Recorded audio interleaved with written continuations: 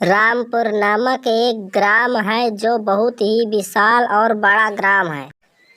उस गांव के किनारे एक बहुत ही बड़ा विशाल जंगल है जिसमें एक भयंकर दिखने वाली चुड़ैल रहती है। वह चुड़ैल रोज शाम होते ही गांव की ओर चलने लगती। लोग शाम होने से पहले ही अपने अपने घर की ओर चलने लगते और वे लोग अपने घर के सभी दरवाजे बंद कर लेते। रात होते ही चुड़ैल उस गांव में भ्रमण करने के लिए आ जाती। वह चुड़ैल रोज उस गांव में अपनी चाय की प्यास बुझाने के लिए आती और उसे कोई व्यक्ति ना मिलता तो वह सुबह होते ही चली जाती।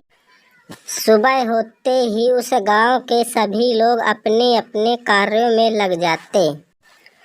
उनको यह भी डर था कि कहीं चुड़ैल सुबह भी ना आने लगे, इसलिए लोग बहुत ही डरते डरते अपना काम करते।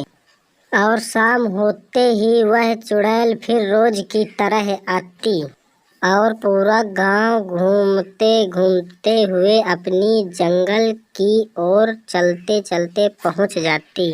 वह चुड़ैल फिर आज कहती कि मुझे आज फिर कोई नहीं मिला जिससे मैं चाय मांगकर पीऊं। एक रात किसान अपनी पत्नी से कहता है कि हमारे बेटी की पढ़ाई अब समाप्त हो गई है। वह किसी दिन घर आने ही वाला होगा। वह अगर चुड़ैल के बारे में सुनेगा तो बहुत ही डर जाएगा, इसलिए हम उसको चुड़ैल के बारे में नहीं बताएंगे। किसान इस बारे में बात ही कर रहा होता है कि उसका बेटा राजू जंगल के रास्ते धीरे धीरे गांव की ओर आता ही होता है।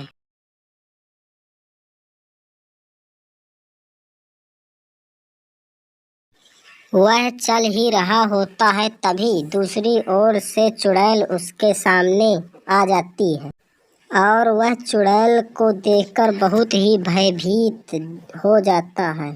तुम इस जंगल में क्या कर रहे हो? क्या तुमको पता नहीं कि शाम होते ही जंगल में कोई नहीं आता? क्या तुमको डर नहीं लगता? इतनी रात को तुम जंगल में आ गए। क्या तुमको पता नहीं ये मेरा जंगल है? ये सब बातें सुनकर तभी राजू और भी ज्यादा घबरा जाता है।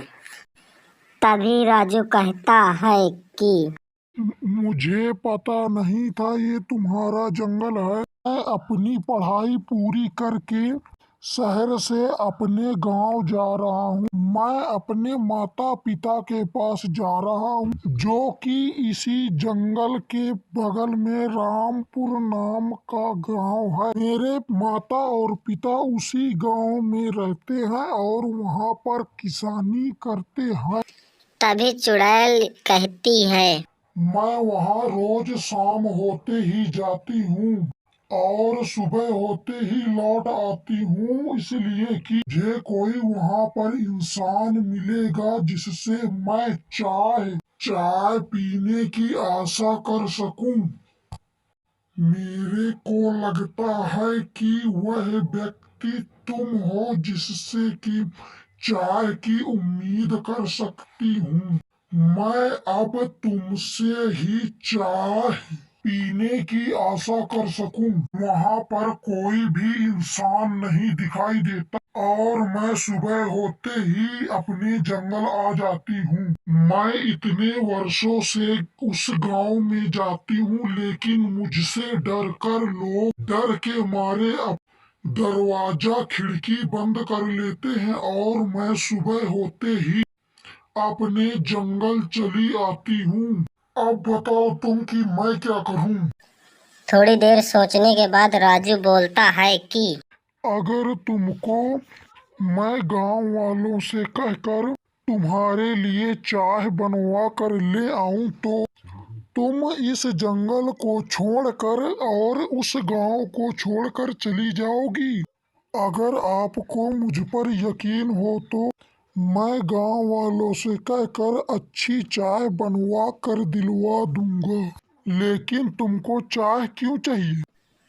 तभी चुड़ैल कहती है कि मैं भी इसी गांव की रहने वाली हूँ और यह मेरी चाय पीने की कहानी बहुत लंबी है। अगर तुम सुनना चाहते हो तो सुन लो। तभी राजू उस चुड़ैल की पूरी बातें सुनने लगता है। शहर में मेरी एक प्रसिद्ध चाय की दुकान थी। वहाँ के सभी लोग मेरी चाय की प्रशंसा करते थे और सुबह होते ही मेरी दुकान के सामने लोगों की भीड़ लगी रहती थी और वहाँ पर किसी की चाय की दुकान नहीं थी। मैंने एक दिन सोचा कि चलो अपने गांव चलते हैं और लोगों को अपनी चाय का आनंद देते हैं। मैं इसी जंगल के रास्ते अपने गांव जा रही थी, तभी मेरा एक्सीडेंट हो गया और मेरी आखिरी इच्छा रह गई कि मैं एक बार चाय पी सकूं।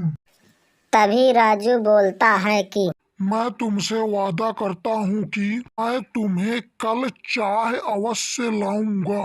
सुबह होते ही राजू अपने गांव के लिए निकल जाता है। राजू गांव पहुंचकर सरपंच जी को और अपने माता पिता को वहां पर बुलाता है। थोड़ी देर बाद सभी लोग आ जाते हैं।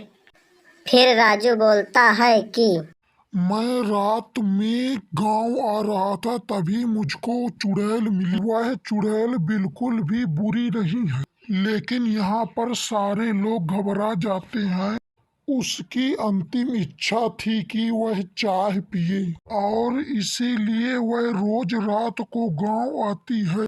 गांव के लोग उस चुड़ैल से डरकर अपने अपने घर पर छुप जाते हैं। अगर हमें उस चुड़ैल से छुटकारा चाहिए तो उसकी आखिरी इच्छा पूरी करनी होगी। उसकी आखिरी इच्छा है कि वह एक बार चाय पिए।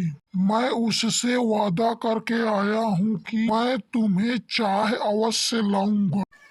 तभी सारे लोग राजू की बात मानकर चाय बनाने के लिए चले जाते हैं। सभी लोग शाम होते ही जंगल की ओर चाय लेकर आने लगते हैं। तभी आने पर उन्हें दूसरी ओर से चुड़ैल आते हुए दिखाई देती है और सरपंच जी उसे दौड़कर चाय दे देते हैं। चाय देकर जल्दी से अपने घर की ओर चले जाते हैं। चाय पीकर चुड़ैल खुश होकर गायब हो जाती है और वह